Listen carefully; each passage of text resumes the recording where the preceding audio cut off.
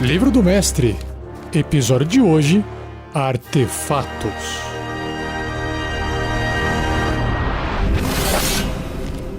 Regras do D&D 5e. Uma produção RPG Next.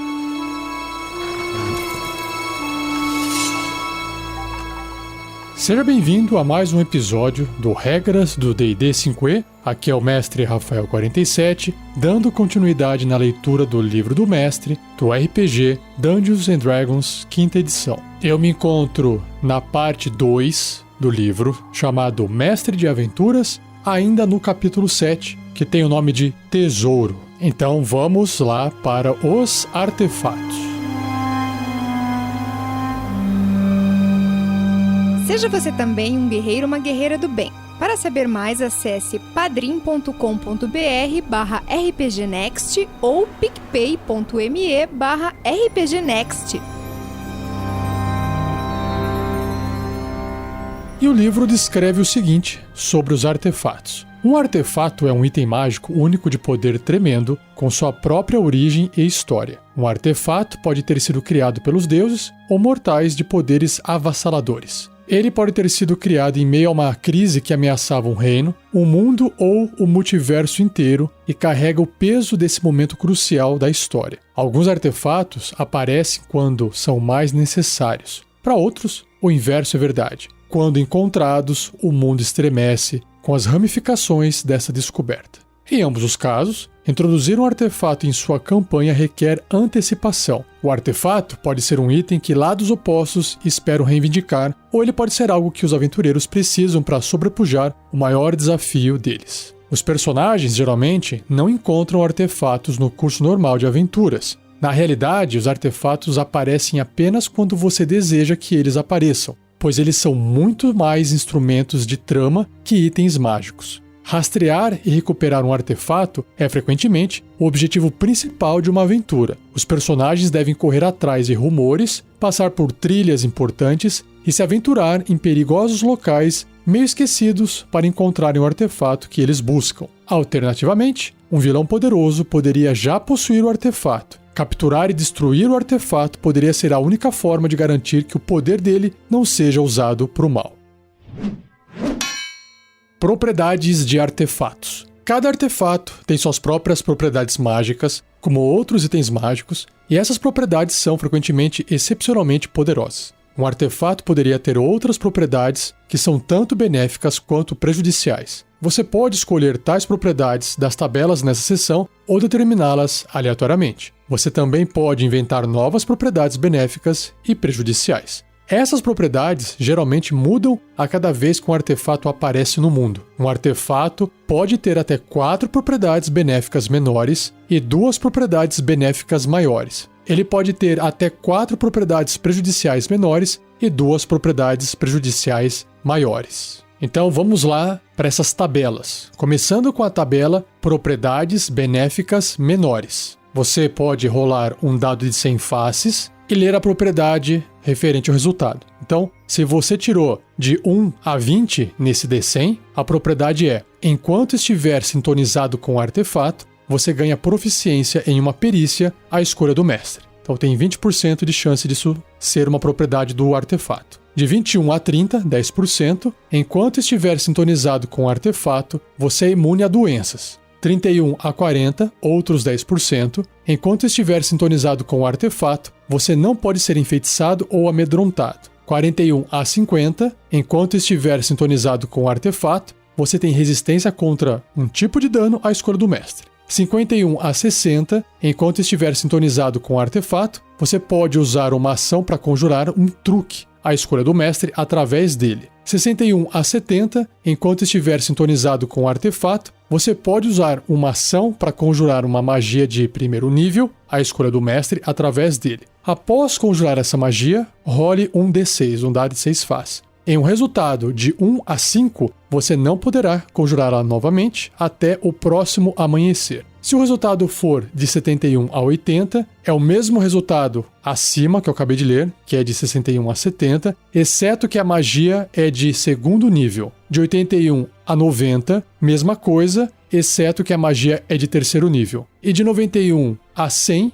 enquanto estiver sintonizado com o artefato, você ganha mais 1 de bônus na classe de armadura. Agora, a tabela de propriedades benéficas maiores vai ter os mesmos percentuais. Você vai rolar um D100, a primeira propriedade vai ter 20% de chance e todas as outras 10% de chance de sair. Então, começando com o resultado de 1 a 20, enquanto estiver sintonizado com o artefato, um de seus valores de habilidade, a escolha do mestre, aumentam em 2 até o máximo de 24. Habilidades são força, destreza, constituição, inteligência, sabedoria e carisma. Se o resultado for de 21 a 30, enquanto estiver sintonizado com o artefato, você recupera 1d6 pontos de vida no começo de cada um dos seus turnos, se você tiver pelo menos 1 ponto de vida. Então é uma regeneração que só funciona se você estiver acordado, não inconsciente, com 0 ponto de vida. De 31 a 40, quando você atinge com um ataque com arma enquanto está sintonizado com o artefato, o alvo sofre 1d6 de dano extra do tipo de dano da arma. De 41 a 50, enquanto estiver sintonizado com o artefato, seu deslocamento de caminhada aumenta em 3 metros. 51 a 60,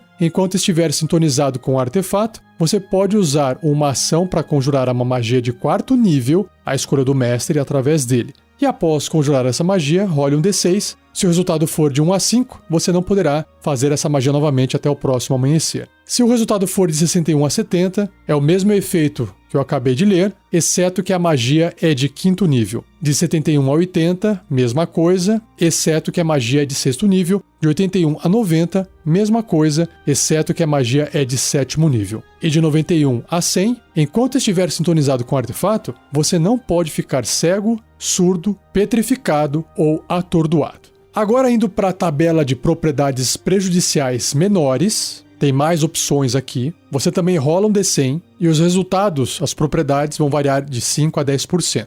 Então, se o resultado do D100 rolado foi de 1 a 5, 5% de chance, enquanto estiver sintonizado com o artefato, você tem desvantagem nos testes de resistência contra magias. De 6 a 10, outros 5%. A primeira vez que você tocar uma gema ou joia enquanto estiver sintonizado com esse artefato, o valor da gema ou joia é reduzido à metade. De 11 a 15, enquanto estiver sintonizado com o artefato, você fica cego quando se afasta a mais de 3 metros dele. 16 a 20, enquanto estiver sintonizado com o artefato, você tem desvantagem em testes de resistência contra veneno. 21 a 30, enquanto estiver sintonizado com o artefato, você libera um cheiro azedo perceptível até 3 metros de você. 31 a 35, enquanto estiver sintonizado com o artefato, toda a água benta até 3 metros é destruída. Caramba! 36 a 40, enquanto estiver sintonizado com o artefato, você é fisicamente doente e tem desvantagem em qualquer teste de habilidade ou teste de resistência que use força ou constituição. De 41 a 45, enquanto estiver sintonizado com o artefato, seu peso aumenta em 1d4 multiplicado por 5 quilos. 46 a 50, enquanto estiver sintonizado com o artefato, sua aparência muda de forma que o mestre decidir. 51 a 55, enquanto estiver sintonizado com o artefato, você fica surdo quando se afasta a mais de 3 metros dele. 56 a 60, enquanto estiver sintonizado com o artefato, seu peso diminui em 1d4 multiplicado por 2,5 kg. 61 a 65, enquanto estiver sintonizado com o artefato, você não consegue cheirar. 66 a 70, enquanto estiver sintonizado com o artefato, chamas não mágicas se extinguem até 9 metros de você. 71 a 80, agora 10% de chance, enquanto estiver sintonizado com o artefato, outras criaturas não podem realizar um descanso curto ou longo enquanto estiverem a menos de 90 metros de você. Fico imaginando o que é que está acontecendo para ninguém conseguir fazer um descanso curto ou longo. Tá tendo um pesadelo? Tem algum barulho? Enfim, aí você pode inventar. 81 a 85, enquanto estiver sintonizado com o artefato, você causa 1d6 de dano necrótico a qualquer planta que você tocar que não seja uma criatura. 86 a 90, enquanto estiver sintonizado com o artefato, animais até 9 metros de você serão hostis a você. 91 a 95, enquanto estiver sintonizado com o artefato, você deve comer e beber 6 vezes a quantidade normal a cada dia. Caramba!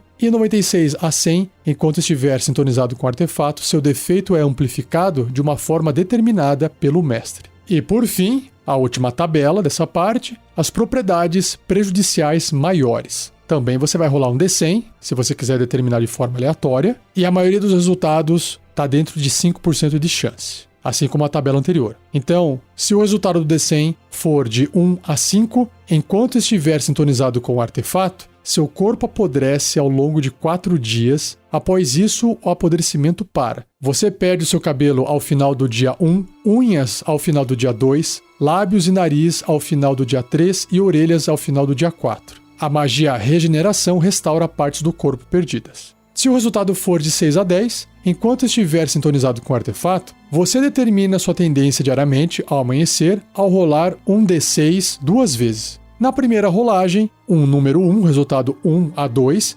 indica leal, 3 a 4, neutro e 5 a 6, caótico. E na segunda rolagem, no segundo dado, se sair 1 ou 2, indica que é bom, 3 ou 4, neutro, 5 ou 6, mal. Se o resultado do D100 for de 11 a 15, da primeira vez que você se sintoniza com o artefato, ele lhe dá uma missão determinada pelo mestre. Você deve completar essa missão ou será afetado pela magia Missão. Uma vez que tenha completado a missão, você não será mais afetado por essa propriedade. Se o resultado for de 16 a 20, o artefato abriga uma força vital incorpórea que é hostil a você. Toda vez que você usa uma ação para usar uma das propriedades do artefato, existe 50% de chance da força vital tentar sair do artefato e entrar no seu corpo. Se você falhar num teste de resistência de carisma com dificuldade 20, ela é bem sucedida e você se torna um NPC, sob controle do mestre, até que essa força vital invasora possa ser banida usando mágica,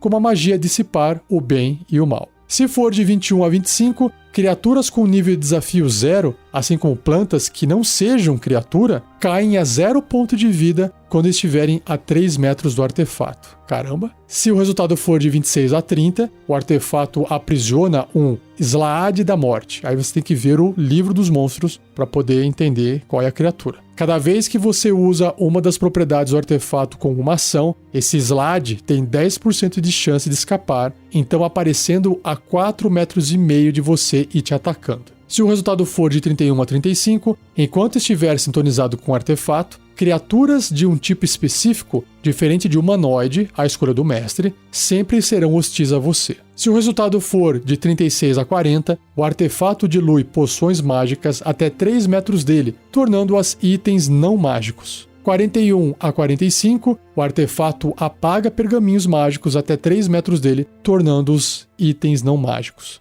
46 a 50, antes de usar uma das propriedades do artefato com uma ação, você deve usar uma ação bônus para derramar sangue, ou o seu, ou de uma criatura voluntária, ou de uma criatura incapacitada ao seu alcance, usando uma arma corpo a corpo perfurante ou cortante. E o alvo sofre um D4 de dano do tipo apropriado. Se o resultado for de 51 a 60, quando você se tornar sintonizado com o artefato, você adquire um tipo de loucura de longa duração, e aí você tem que ver o capítulo 9, chamado Conduzindo o Jogo. No resultado de 61 a 65, você sofre 4d10 de dano psíquico quando se sintoniza com o artefato. 66 a 70, você sofre 8d10 de dano psíquico quando se sintoniza com o artefato. 71 a 75, antes de poder se sintonizar com o artefato, você deve matar uma criatura de sua tendência. Aí lascou para quem tem a tendência boa, né? 76 a 80, quando você se sintoniza com o artefato, um de seus valores de habilidade é reduzido em 2 aleatoriamente. A magia Restauração Maior volta a habilidade ao normal. 81 a 85, cada vez que você se sintonizar com o artefato, você envelhece 3d10 anos. Você deve ser bem sucedido em um teste de resistência de constituição com dificuldade 10 ou morrerá devido ao choque. Se você morrer, você é instantaneamente transformado em uma aparição, tem que ver aí o livro dos monstros, sob controle do mestre, com o dever de proteger o artefato. Aí você virou um NPC, né? 86 a 90, enquanto estiver sintonizado com o artefato, você perde a capacidade de falar. 91 a 95, enquanto estiver sintonizado com o artefato, você tem vulnerabilidade a todos os danos. E por fim, de 96 a 100, quando você se sintonizar com o artefato, existe 10% de chance de você atrair a atenção de um deus que enviará um avatar para tirar o artefato de você. O avatar tem a mesma tendência do seu criador e as estatísticas de um empírico, que é uma criatura que tem no livro dos monstros. Uma vez que obtenha o artefato, o avatar desaparece. Então percebam que todas essas propriedades qualquer uma delas, você pode pegar aquele texto e usar como plot inicial de uma aventura. Cada resultado aqui é uma pequena ideia para o início de uma aventura. Eu achei fantástico. Destruindo artefatos. Um artefato deve ser destruído de alguma forma especial. Lembra do Um Anel, no Senhor dos Anéis? Do contrário, ele é imune a dano. Cada artefato tem uma fraqueza através da qual sua criação pode ser desfeita. Descobrir essa fraqueza pode requerer pesquisa exaustiva ou a realização bem-sucedida de uma missão. O mestre decide como um artefato específico pode ser destruído. Algumas sugestões serão dadas aqui. O artefato pode ser derretido em um vulcão, olha só, forja ou crisol no qual ele foi criado. Outra sugestão, o artefato deve ser jogado no rio Estige. Outra, o artefato deve ser engolido e digerido pelo Tarrasque ou alguma outra criatura ancestral. Mais uma ideia, o artefato deve ser banhado no sangue de um deus ou de um anjo. Outra, o artefato deve ser atingido e despedaçado por uma arma especial construída com esse propósito. Alguém jogou aí Diablo 2? Mais uma sugestão, o artefato deve ser pulverizado entre as engrenagens titânicas de Mecanos. Outra sugestão, que é a última, o artefato deve ser devolvido ao seu criador, que pode destruí-lo com seu toque. Gente, e aí imagine que são infinitas as possibilidades. E agora chegou na parte mais legal, que são os exemplos de artefatos. Os artefatos apresentados aqui já apareceram em um ou mais mundos de D&D. Use-os como guia quando criar seus próprios artefatos ou modifique-os da forma que achar adequado. Então, o primeiro da lista, seguindo a ordem alfabética em português, é o Cetro de Orcos. Ele é uma varinha, um artefato, e requer sintonização. O livro descreve o seguinte: o sinistro Cetro de Orcos raramente sai de perto de orcos. O instrumento, tão maligno quanto seu criador, partilha dos objetivos do Lorde Demônio de exterminar as vidas de todas as coisas vivas e prender o plano material no estase da não-vida. Orcus permite que a varinha saia de sua mão de tempos em tempos. Quando faz isso, ela aparece magicamente em qualquer lugar que seu mestre sinta uma oportunidade de completar algum objetivo depravado. Feita de ossos tão duros quanto o ferro, a varinha tem em sua ponta uma caveira magicamente aumentada que já pertenceu a um herói humano assassinado por orcos. A varinha pode mudar de tamanho magicamente para se acomodar à empunhadura de seu usuário. Plantas murcham, bebidas estragam, carne apodrece e vermes prosperam na presença da varinha. Qualquer criatura, além de orcos, que tente se sintonizar com a varinha deve ser bem sucedida num teste de resistência de constituição com dificuldade 17. Se obtiver sucesso, a criatura sofre 10d6 de dano necrótico. No sucesso, hein? Se fracassar, a criatura morre e se ergue como um zumbi. Nas mãos de alguém que tenha se sintonizado com ela, a varinha pode ser empunhada como uma massa mágica que concede mais 3 de bônus nas jogadas de ataque e dano feitas com ela. A varinha causa 2d12 de dano necrótico extra se atingir. E aí ela tem algumas propriedades aleatórias. O Cetro de Orcos tem as seguintes propriedades aleatórias, que são 4. Então, 2 propriedades benéficas menores, 1 propriedade benéfica maior, 2 propriedades prejudiciais menores e 1 propriedade prejudicial maior. Essas propriedades prejudiciais do Cetro de Orcos são suprimidas enquanto a varinha estiver sintonizada com o próprio Orcus. Sobre a proteção que ela concede, você ganha mais 3 de bônus na classe armadura enquanto empunhar a varinha. Em magias, a varinha tem 7 cargas. Enquanto estiver empunhando-a, você pode usar uma ação e gastar 1 ou mais cargas para conjurar as seguintes magias com uma CD, uma dificuldade de resistência igual a 18. Através dela. Então as magias são Animar Mortos, que consome 1 carga. Círculo da Morte, 3 cargas. Dedo da Morte, 3 cargas. Falar com os Mortos, 1 carga. Malogro, 2 cargas. Ou Palavra de Poder Matar, 4 cargas. A varinha recupera 1d4 mais 3 cargas gastas diariamente ao amanhecer. Enquanto estiver sintonizado com a varinha, Orcus ou um seguidor abençoado por ele pode conjurar cada uma das magias da varinha usando 2 cargas a menos e o mínimo é 0, obviamente. Mais uma característica aqui na varinha, nesse cetro, se chama Convocar Mortos-Vivos. Enquanto estiver empunhando a varinha, você pode usar uma ação para conjurar esqueletos e zumbis, convocando tanto quantos você possa dividir entre 500 pontos de vida. e cada morto-vivo com a média de pontos de vida. Aí você tem que ver o livro dos monstros para poder acessar as estatísticas. Os mortos-vivos erguem-se magicamente do solo ou de alguma outra forma em um espaço desocupado até 90 metros de você e obedecem seus comandos até serem destruídos ou até o amanhecer do próximo dia, quando eles vão sucumbir em pilhas inanimadas de ossos e corpos podres. Quando você usar essa propriedade da varinha, não poderá usá-la novamente até o próximo amanhecer. Enquanto estiver sintonizado com a varinha, orcos podem invocar qualquer espécie de morto-vivo, não apenas esqueletos e zumbis. Os mortos-vivos não perecem ou desaparecem ao amanhecer do dia seguinte, permanecendo até orcos dispensá-los. Aí já viu a treta. Sobre a parte de consciência, o cetro de orcos é um item caótico e mau, consciente com inteligência 16, sabedoria 12 e carisma 16. Ele tem audição e visão no escuro com alcance de 36 metros. A varinha se comunica telepaticamente com o seu portador e pode falar, ler e compreender abissal e comum. Em personalidade, o propósito da varinha é ajudar a satisfazer o desejo de orcos, de matar tudo no multiverso. A varinha é fria, cruel, niilista e desprovida de senso de humor.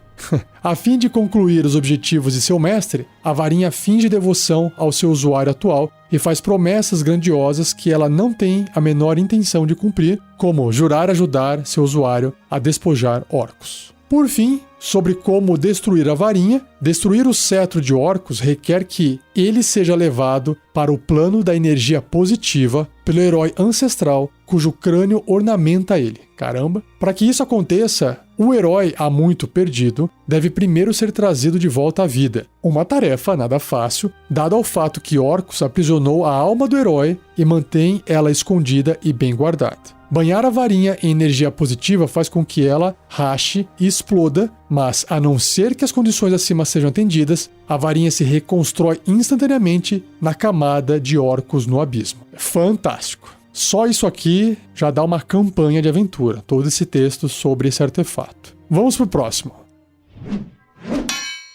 Espada de Kas. É uma arma, uma espada longa, artefato e requer sintonização. Quando Vecna, olha só, cresceu em poder, ele escolheu um tenente maligno e cruel chamado Kas Mão Sangrenta para agir como seu guarda-costas e braço direito. Esse vilão desprezível serviu como conselheiro, senhor da guerra e assassino. Seus sucessos atraíram a admiração de Vecna e uma recompensa, uma espada de linhagem tão negra quanto o homem que a empunharia. Por muito tempo, Kas serviu lealmente o Lich, mas conforme Kas crescia em poder, também crescia em arrogância. Sua espada o incitou a suplantar Vecna. Assim, ele poderia governar o império do Lich no lugar de Vecna. As lendas contam que a destruição de Vecna veio das mãos de Kas, mas Vecna também trouxe a desgraça para seu tenente rebelde, deixando apenas a espada de Kas para trás. O mundo ficou mais iluminado depois disso. A espada de Kas é uma espada longa mágica, consciente,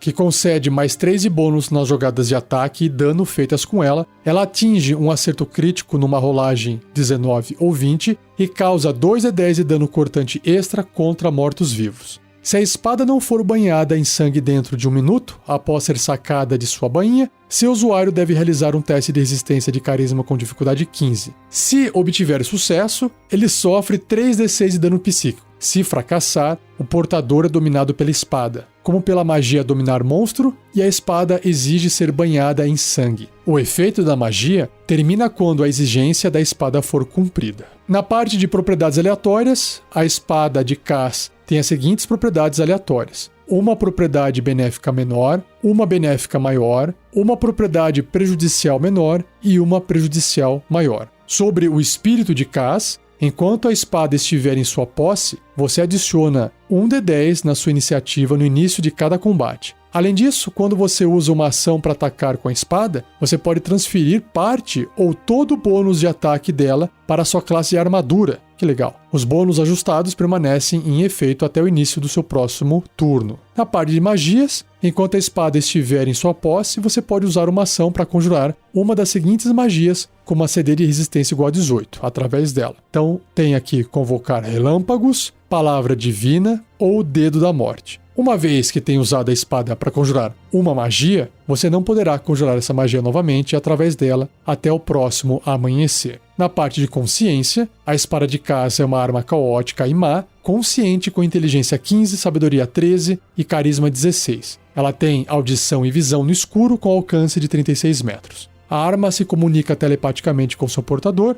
e pode falar e ler e compreender comum. Em personalidade, o propósito da espada é trazer ruína a Vecna, matando os adoradores de Vecna, destruindo os trabalhos do Lich e frustrando suas maquinações. Tudo ajuda a cumprir seu objetivo. A espada de Cass também busca destruir qualquer corrompido pelo olho e mão de Vecna. A obsessão da espada com esses artefatos eventualmente se torna uma fixação para o seu portador. E para fechar, como é que você destrói essa espada? Uma criatura sintonizada tanto com o olho de Vecna quanto com a mão de Vecna pode usar a propriedade de desejo da combinação dos artefatos para desfazer a espada de Cass. A criatura deve conjurar a magia Desejo e fazer um teste de carisma resistido por um teste de carisma da espada. A espada deve estar até 9 metros da criatura ou a magia falha. Se a espada vencer a disputa, nada acontece e a magia Desejo é desperdiçada. Se a espada perder a disputa, ela é destruída.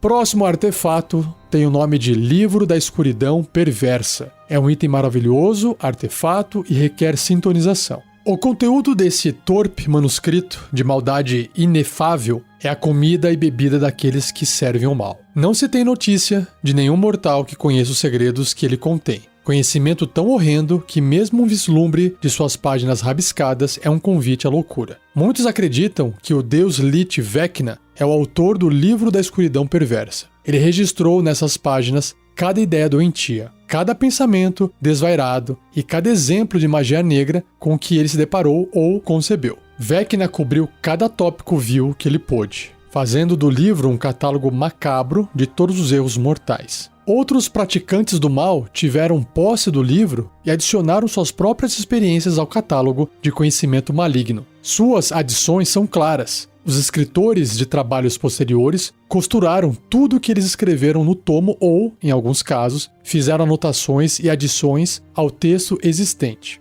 Existem passagens em que há páginas faltando, rasgadas ou cobertas completamente por tinta, sangue e riscos no texto original que não podem ser decifrados. A natureza não consegue tolerar a presença do livro. Plantas ordinárias murcham em sua presença, animais não se aproximam dele voluntariamente e o livro gradualmente destrói tudo que toca. Até mesmo a rocha se parte e vira poeira se o livro permanecer em cima por tempo suficiente. Uma criatura sintonizada ao livro deve passar 80 horas lendo e estudando para absorver seu conteúdo e usurpar seus benefícios. A criatura pode, então, livremente modificar o conteúdo do livro, considerando que suas modificações progridam na maldade e expandam o conhecimento já contido nele. Sempre que uma criatura não maligna se sintonizar com o Livro da Escuridão Perversa, essa criatura deve realizar um teste de resistência de carisma com dificuldade 17. Se fracassar, a tendência da criatura muda para neutro e mal. O Livro da Escuridão Perversa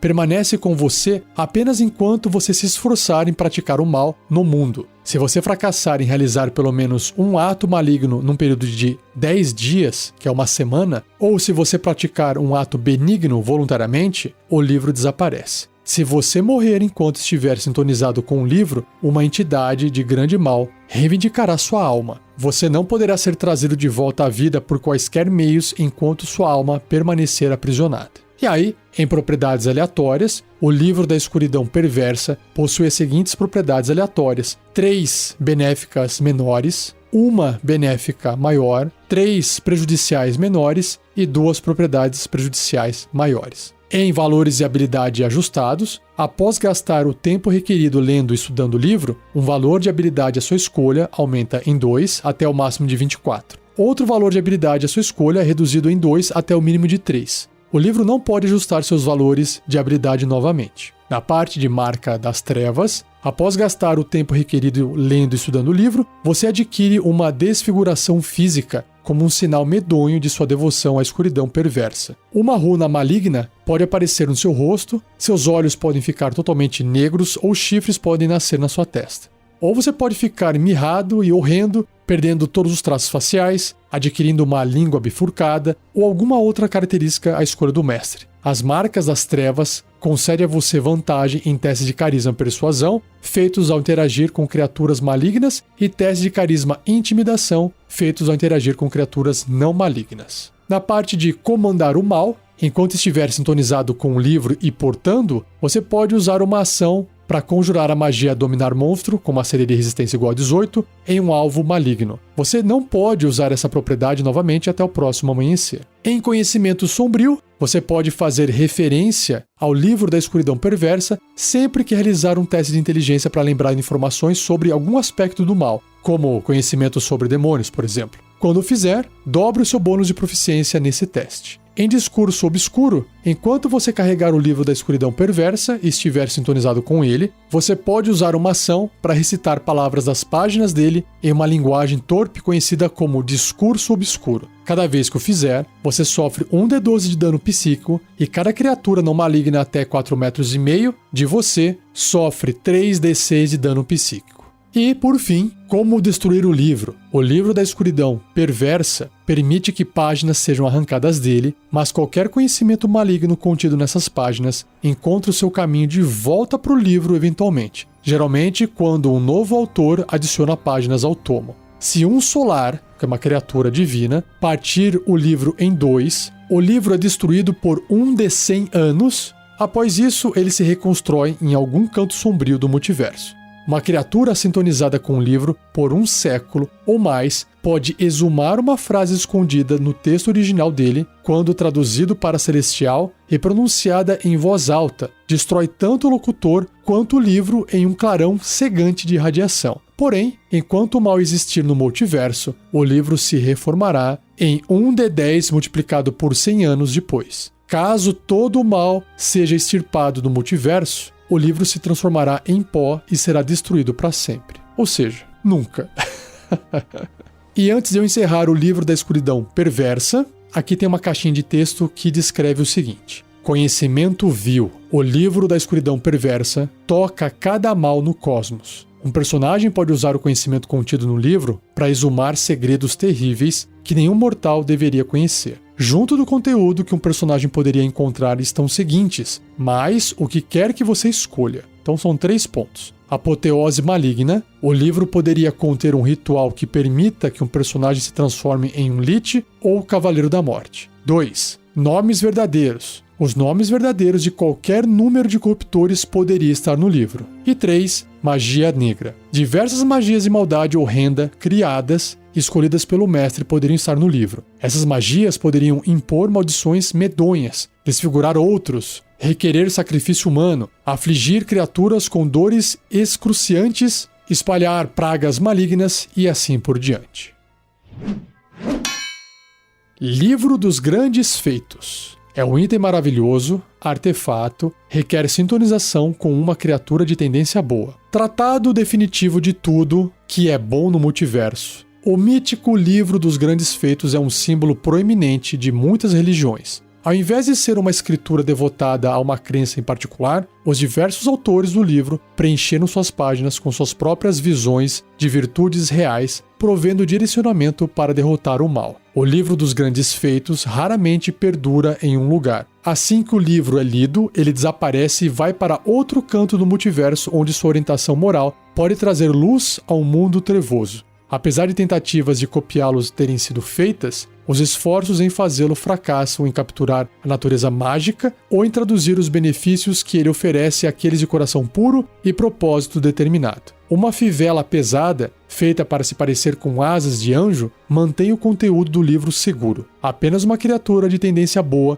que se sintonize com o livro pode liberar a fivela que o mantém fechada. Uma vez que o livro seja aberto, a criatura sintonizada deve gastar 80 horas lendo e estudando o livro para absorver seu conteúdo e ganhar seus benefícios. Outras criaturas que folhearem as páginas do livro aberto podem ler um texto, mas não captarão nenhum sentido mais profundo e não adquirem qualquer benefício. Uma criatura maligna que tente ler o livro sofre 24d6 de dano radiante. Esse dano ignora resistência e imunidade e não pode ser reduzido ou evitado de qualquer forma. Uma criatura que reduza a 0 ponto de vida por esse dano desaparece um clarão cegante e é destruída, deixando seus pertences para trás. Os benefícios conferidos pelo livro dos grandes feitos duram apenas enquanto você permanecer bom. Se você fracassar em realizar pelo menos um ato de gentileza ou generosidade num período de 10 dias, ou se você realizar um ato maligno voluntariamente, você perde todos os benefícios concedidos pelo livro. E aí, em propriedades aleatórias, o livro dos grandes feitos possui as seguintes propriedades aleatórias: 2 benéficas menores e 2 benéficas maiores. Não tem nenhuma de prejudicial. Em sabedoria aumentada, após gastar o tempo necessário lendo e estudando o livro, seu valor de sabedoria aumenta em 2 até o máximo de 24. E você não pode ganhar esse benefício através do livro mais de uma vez. Em magia esclarecida, uma vez que tenha lido ou estudado o livro, qualquer espaço de magia que você gaste para conjurar uma magia de clérigo ou paladino conta como um espaço de magia de um nível superior. Na parte de halo, uma vez que tenha lido e estudado o livro, você ganha um halo protetor. Este halo emite luz plena num raio de 3 metros e penumbra por mais 3 metros. Você pode dissipar ou manifestar o halo com uma ação bônus. Enquanto estiver presente, o halo dá a você vantagem em testes de carisma e persuasão feitos ao interagir com criaturas boas e testes de carisma e intimidação feitos ao interagir com criaturas malignas.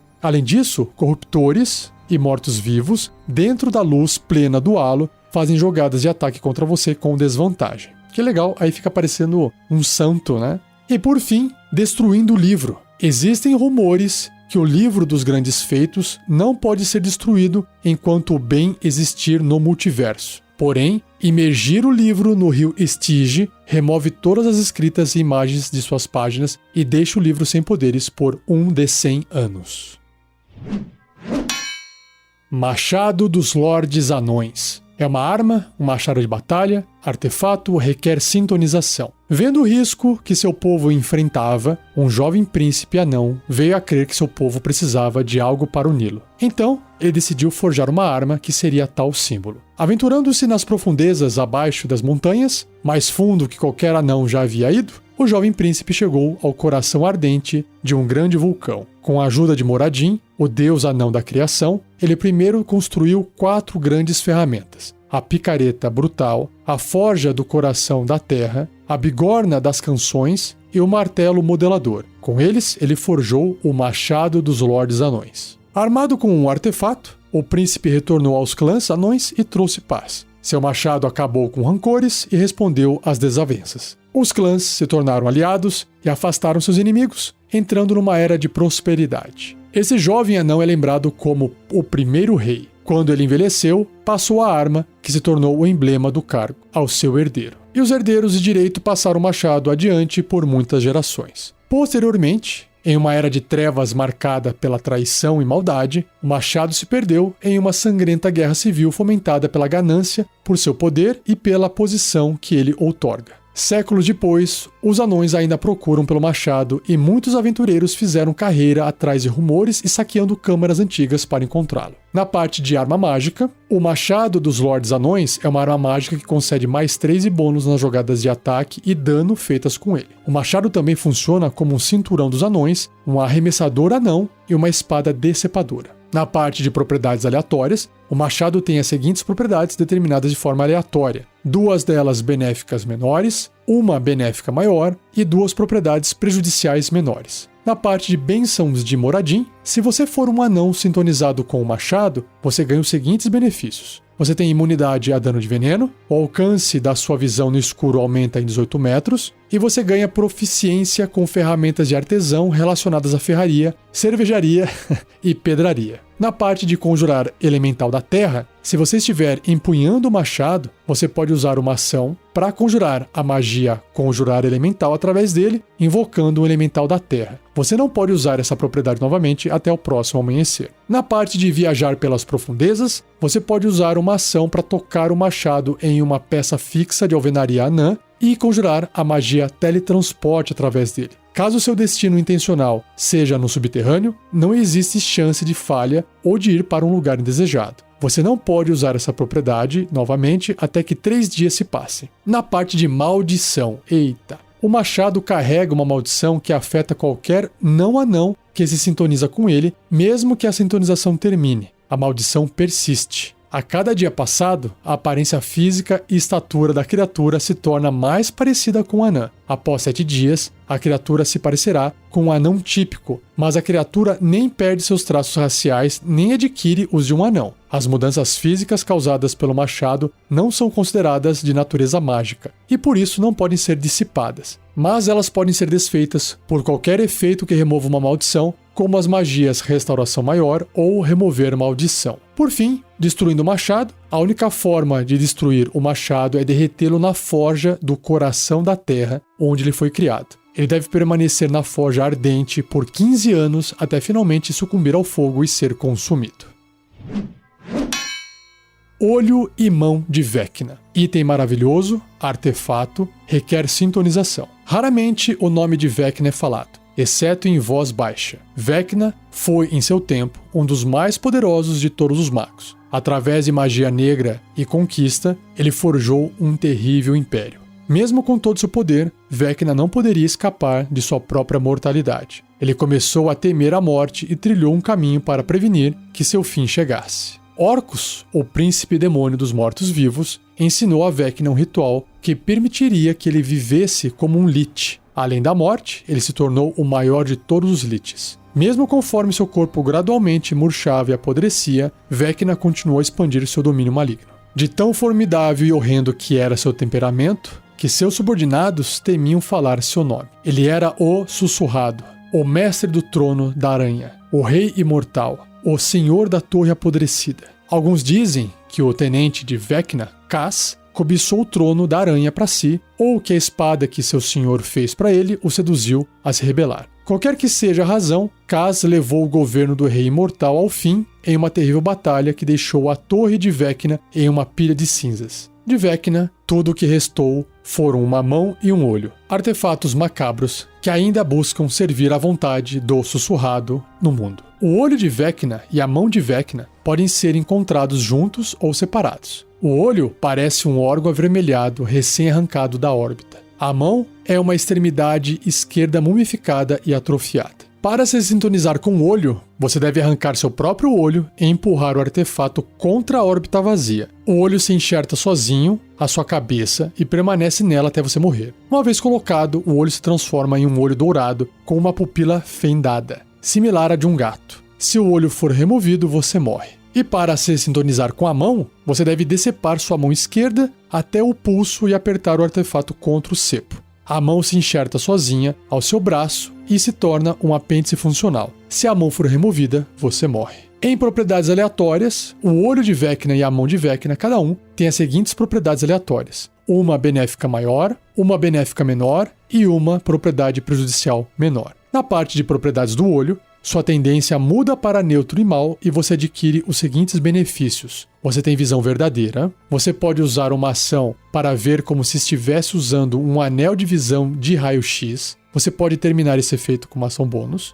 e o olho tem 8 cargas. Você pode usar uma ação e gastar 1 ou mais cargas para conjurar uma das seguintes magias com uma CD de resistência 18 através dele. Ataque visual, 4 cargas, clarividência, 2 cargas, coroa da loucura, 1 carga, desintegrar, 4 cargas, ou dominar monstro, 5 cargas. O olho recupera 1d4 mais 4 cargas gastas diariamente ao amanhecer. Cada vez que você conjurar uma magia através do olho, existe 5% de chance de Vecna arrancar sua alma do seu corpo, devorá-la, então tomar controle do seu corpo como uma marionete. Se isso acontecer, você se torna um NPC sob controle do mestre. Na parte de propriedades da mão, sua tendência muda para neutro e mal e você adquire os seguintes benefícios. Seu valor de força se torna 20, a não ser que já seja 20 ou maior. Qualquer ataque corpo a corpo com magia que você faça com a mão e qualquer ataque corpo a corpo com arma feito com uma arma empunhada pela mão causa 2d8 de dano de frio extra se atingir. A mão tem 8 cargas, você pode usar uma ação e gastar 1 ou mais cargas e conjurar uma das seguintes magias através dela com uma CD de resistência igual a 18. Então as magias são Dedo da Morte, 5 cargas, Lentidão, 2 cargas, Sono, 1 carga ou Teletransporte, 3 cargas. A mão recupera 1d4 mais 4 cargas gastas diariamente ao amanhecer. Cada vez que você conjurar uma magia através da mão, ela conjura a magia Sugestão em você, com uma CD de resistência de 18, exigindo que você cometa um ato maligno. A mão deveria ter um ato específico em mente ou pode deixar que você decida. Na parte de propriedades do olho e da mão, se você estiver sintonizado tanto com o olho quanto a mão, você adquire os seguintes benefícios adicionais. Você é imune a doenças e veneno. Usar a visão de raio-x do olho nunca faz com que você sofra exaustão. Você experimenta premonições do perigo e, a não ser que esteja incapacitado, não pode ser surpreendido. Se você começar seu turno com pelo menos 1 ponto de vida, você recupera 1 de 10 pontos de vida, né? Uma regeneração. Se uma criatura tiver um esqueleto, você pode tentar transformar os ossos dela em geleia com um toque da mão de Vecna. Caramba! Você pode fazê-lo usando uma ação para realizar um ataque corpo a corpo contra uma criatura ao seu alcance, usando o seu ataque corpo a corpo com arma ou com magia, essa é a sua escolha. Se atingir, o alvo deve ser bem sucedido num teste de resistência de constituição com uma CD 18 ou cairá a 0 ponto de vida. E você pode usar uma ação para conjurar a magia Desejo. Essa propriedade não pode ser usada novamente até que 30 dias se passem. Por fim, como destruir o olho e a mão. Se o olho de Vecna e a mão de Vecna estiverem ambos presos na mesma criatura e a criatura seja morta pela espada de Cass, tanto o olho quanto a mão entrarão em combustão, tornando-se cinzas e sendo destruídos para sempre. Qualquer outra tentativa de destruir o olho ou a mão parece funcionar, mas os artefatos reaparecem em um dos muitos cofres escondidos de Vecna, onde aguardam para serem redescobertos.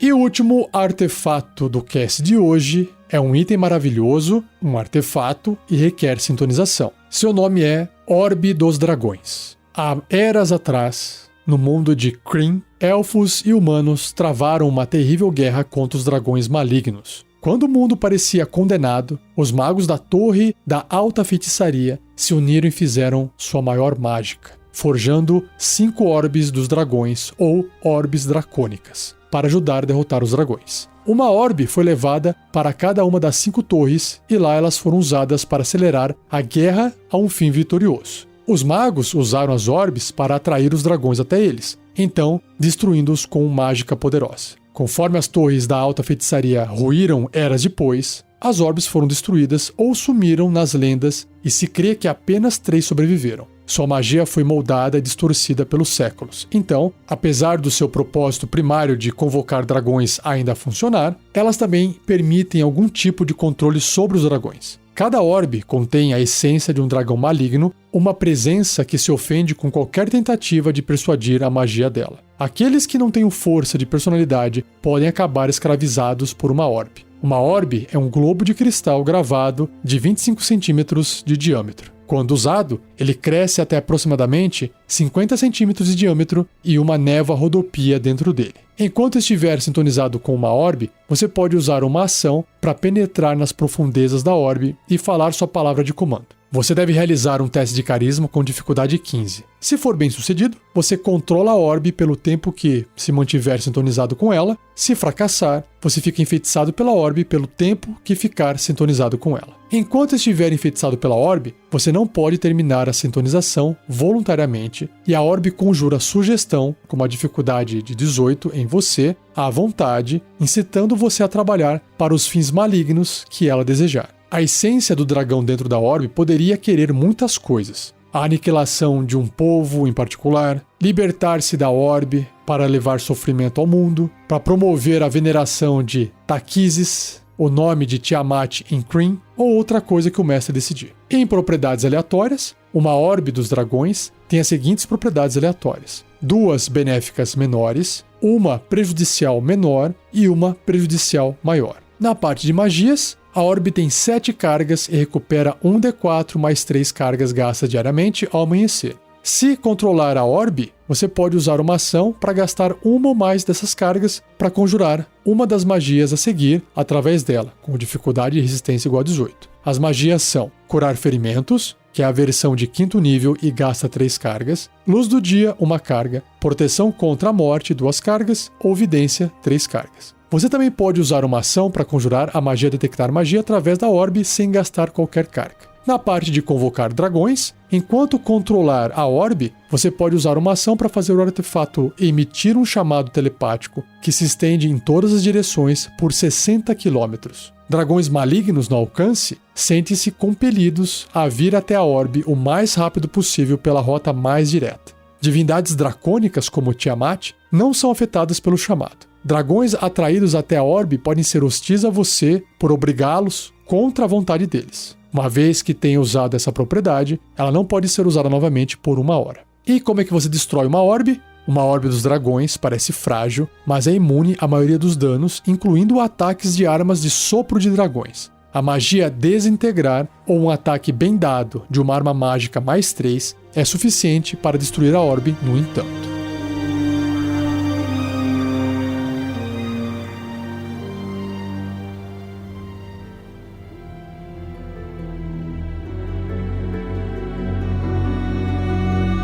E assim eu encerro mais um episódio do Regras do D&D 5e. Espero que você tenha gostado. Não esqueça de compartilhar. Agradeça mais uma vez ao editor desse episódio, Gleico Vieira Pereira. E lembrando aqui que eu, o Mestre Rafael 47, presto um serviço de mestre de aluguel. E se você quiser conhecer melhor ou se cadastrar num pré-cadastro para que eu possa ter acesso ao seu nome, aos seus contatos e poder anunciar quando tiver uma nova mesa, uma nova aventura, se você quiser manter esse contato comigo, acesse o link que está no post desse episódio. É um link para esse formulário e é fácil de você encontrá-lo, é bit.ly/quero jogar RPG. Lá você vai encontrar mais informações, tabela de preço, quais são os pré-requisitos, as cláusulas do contrato, toda a informação necessária, tá bom? Então não se esqueça, bit.ly/quero jogar RPG, link no post desse episódio. E não perca o próximo episódio, onde eu vou encerrar esse capítulo 7, chamado Tesouro, e também vai acabar a parte 2, chamado Mestre de Aventura, onde eu vou falar sobre outras recompensas, como dons sobrenaturais e marcas de prestígio, que são conteúdos extras para poder deixar sua aventura mais interessante. Maravilha? Então, muito obrigado, um abraço e até o próximo episódio.